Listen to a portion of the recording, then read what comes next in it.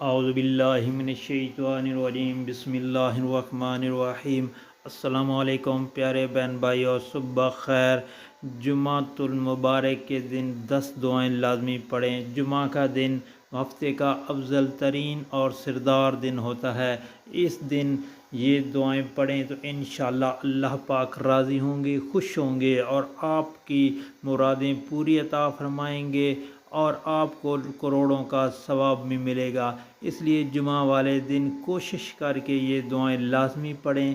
پڑھنا کیا ہے؟ بسم اللہ الرحمن الرحیم، لا الہ الا انت سبحانک انی کنت من الظالمین، صلی اللہ علی النبی الکریم، سبحان اللہ، الحمد للہ، اللہ اکبر، یا مقلب القلوب ثبت قلبی علی دینک، استغفر اللہ، استغفر اللہ، اللہم ارحمنی، الحمد للہ رب العالمین، لا الہ الا هو الرحمن الرحیم، لا الہ الا هو الرحمن الرحیم۔